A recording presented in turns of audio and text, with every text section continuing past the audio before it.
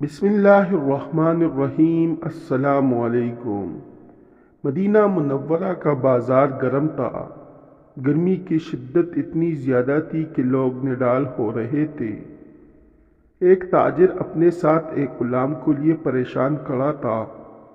غلام جو ابھی بچہ ہی تھا، وہ بھی دھوپ میں کھڑا پسینہ پسینہ ہو رہا تھا۔ تاجر کا سارا مال اچھے داموں بک گیا تھا، بس یہ غلام ہی باقی تھا جسے خریدنے میں کوئی بھی دلچسپی نہیں دکھا رہا تھا۔ تاجر سوچ رہا تھا کہ اس غلام کو خرید کر شاید اس نے گھاٹے کا سودا کیا ہے۔ اس نے تو سوچا تھا کہ اچھا منافع ملے گا، لیکن یہاں تو اصل لاگت ملنا بھی دشوار تھا۔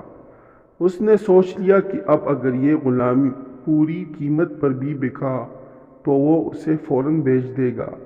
مدینہ کی ایک لڑکی کی اس غلام پر نظر پڑی تو اس نے تاجر سے پوچھا کہ یہ غلام کتنے کا بیچو گے؟ تاجر نے کہا، میں نے اتنے میں لیا ہے اور اتنا کا ہی دے دوں گا۔ اس لڑکی نے بچے پر ترس کھاتے ہوئے اسے خرید لیا۔ تاجر نے بھی خدا کا شکر ادا کیا اور واپس کی راہ لی۔ مکہ سے ابو حذیفہ رضی اللہ تعالیٰ عنہ مدینہ آئے تو انہیں اس لڑکی کا قصہ معلوم ہوا۔ لڑکی کی رحمدلی سے متاثر ہو کر انہوں نے اس کے ساتھ نکاح کا پیغام بھیجا، جو قبول کر لیا گیا۔ یوں واپسی پر وہ لڑکی، جس کا نام سبیتہ بنت یعار تھا، ان کی بیوی بن کر ان کے ہمراہ تھی، اور وہ غلام بھی مالکن کے ساتھ مکہ پہنچ گیا۔ ابو حذیفہ رضی اللہ عنہ مکہ آ کر اپنے پرانے دوست حضرت عثمان بن عفان رضی اللہ تعالیٰ عنہ سے ملے تو انہیں کچھ بدلا ہوا پایا اور ان کے رویے میں سرد مہری محسوس کی۔ انہوں نے اپنے دوست سے استفسار کیا کہ عثمان، یہ سرد مہری کیوں؟ تو حضرت عثمان بن عفان رضی اللہ تعالیٰ عنہ نے جواب دیا کہ میں نے اسلام قبول کر لیا ہے اور تم ابھی تک مسلمان نہیں ہوئے، تو ابھی ہماری دوستی کیسے چل سکتی ہے؟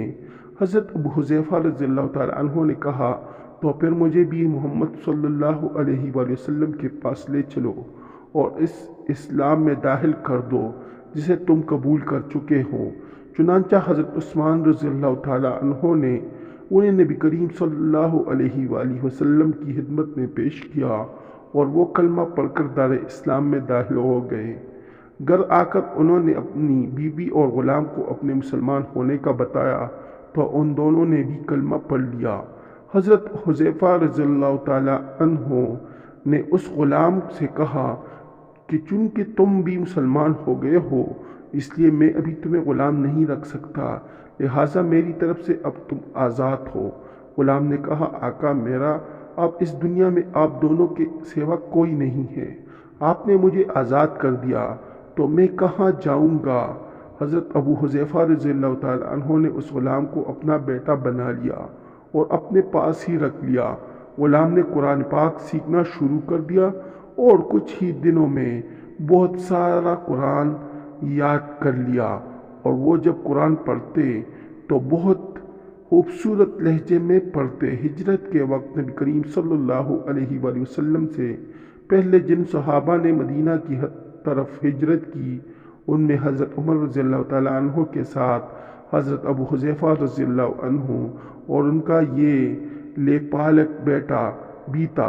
مدینہ پہنچ کر جب نماز کے لیے امام مقرر کرنے کا وقت آیا تو اس غلام کی خوبصورت تلاوت اور سب سے زیادہ قرآن حفظ ہونے کی وجہ سے انہیں امام چن لیا گیا، اور ان کی امامت میں حضرت عمر رضی اللہ عنہ جیسے جلیل القدر صحابی بھی نماز ادا کرتے تھے۔ مدینہ کے یہودیوں نے جب انہیں امامت کرواتے دیکھا تو حیران ہو گئے کہ یہ وہی غلام ہے جسے کوئی خریدنے کے لیے تیار نہ تھا۔ آج دیکھو کتنی عزت ملی کہ مسلمانوں کا امام بنا ہوا ہے۔ اللہ پاک نے انہیں خوشگلو اس قدر بنایا تھا کہ جب آیات قرآنی تلاوت فرماتے تو لوگوں پر ایک مفیت طاری ہو جاتی اور راہگیر ٹٹک کر سننے لگتے۔ ایک مرتبہ ام المؤمنین حضرت عائشہ صدیقہ رضی اللہ تعالیٰ عنہا کو رسول اللہ صلی اللہ علیہ وآلہ وسلم کے پاس حاضر ہونے میں دیر ہوئی۔ آپ صلی اللہ علیہ وآلہ وسلم نے توقف کی وجہ پوچھی تو بولے کہ ایک قاری تلاوت کر رہا تھا، اس کے سننے میں دیر ہو گئی اور خوشالحانی کی اس قدر تعریف کی کہ آن حضرت صلی اللہ علیہ وآلہ وسلم خود چادر سنبھالے ہوئے باہر تشریف لے آئے۔ دیکھا تو وہ بیٹے تلاوت کر رہے ہیں۔ آپ صلی اللہ علیہ وآلہ وسلم نے خوش ہو کر فرمایا، اللہ تبارک و تعالیٰ کا شکر ہے کہ اس نے تمہارے جیسے شخص کو میری امت میں بنایا۔ ناظرین، کیا آپ جانتے ہیں کہ یہ خوش قسمت صحابی کون تھے؟ ان کا نام حضرت سالم رضی اللہ تعالیٰ عنہ تھا، جو سالم مولا ابو حذیفہ رضی اللہ تعالیٰ عنہ کے نام سے مشہور تھے۔ انہوں نے جنگ موتا میں جام شہادت نوش کیا۔ اللہ کی کروڑ ہا رحمتیں ہوں ان پر۔ معزز دوستو، اگر آپ لوگوں کو میری ویڈیو اچھی لگی ہو تو میرے چینل کو سبسکرائب کریں، اس ویڈیو کو لائک کریں اور دوستوں کے ساتھ شیئر کریں۔ شکریہ۔